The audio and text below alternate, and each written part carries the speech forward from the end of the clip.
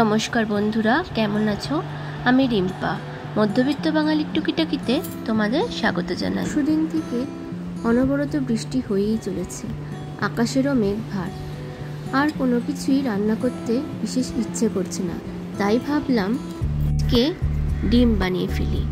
ডিম আমাদের তো সবারই প্রিয়, কিন্তু আজকে একটু অন্যরকমভাবে ডিমটা বানাবো। আজকে বানাবো আমি ডিমের শাহি কোরমা। নামের আগে আমি যে শাহি দিয়েছি, কারণ এর গ্রেভিটা খেতে অতুলনীয়।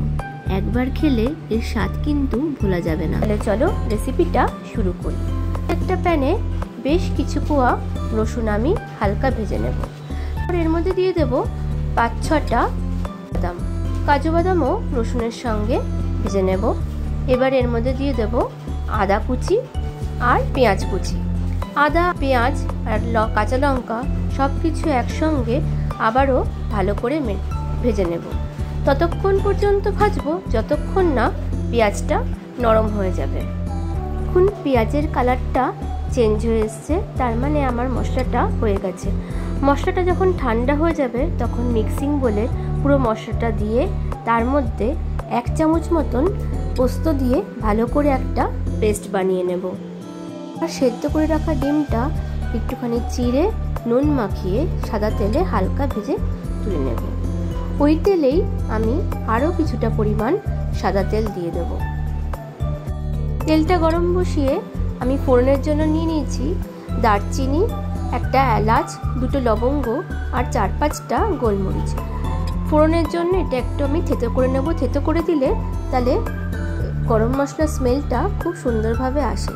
এবার তেলটা গরম হয়ে গেছে, ওর মধ্যে আমি গরম মশলাটা দিয়ে দিয়েছি আর দিয়েছি তেজপাতা।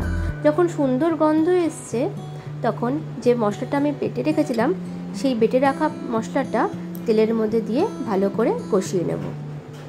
যখন তেল ছেড়ে এসছে তখন আমি এর মধ্যে দিয়ে দিয়েছি বেশ কিছু ক্যাপসিকাম কুচি। ক্যাপসিকামের ফ্লেভারটা আমার বেশ ভালো লাগে।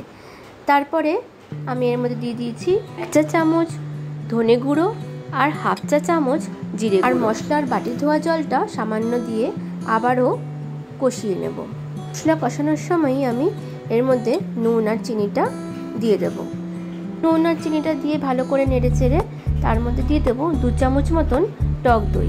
এবার টক দইটা যেই বাটিতে ফেটিয়েছিলাম সেই বাটি ধোয়া জলটাও দিয়ে দিয়েছি।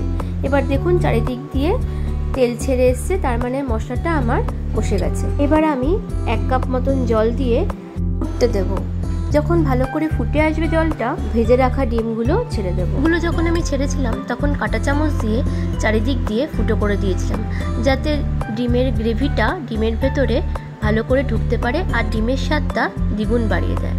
ভালো করে যখন ফুটে যাবে, চারিদিক দিয়ে যখন তেল ছেড়ে আসবে, তখন ওপর থেকে কাসুরি মেথি আর ঘি ছড়িয়ে নামিয়ে নিলেই তৈরি হয়ে গেল ডিমের কোরমা। চাইলে কাসুরি মেথির বদলে মিঠা আতর আর গোলাপ জল দিতে পারো, কিন্তু সবসময় আমার মিঠা আতর আর গোলাপ জলের সেন্টটা ভালো লাগে না, তাই ওটা আমি স্কিপ করে গেছি। সেই বাড়িতে এই রেসিপিটা ট্রাই করবে আর খেতে কেমন হয়েছে তা আমাকে কমেন্টে লিখে জানাবে। আজ তাহলে এই পর্যন্তই, খুব শিগগিরই দেখা হবে অন্য কোনো রেসিপি নিয়ে।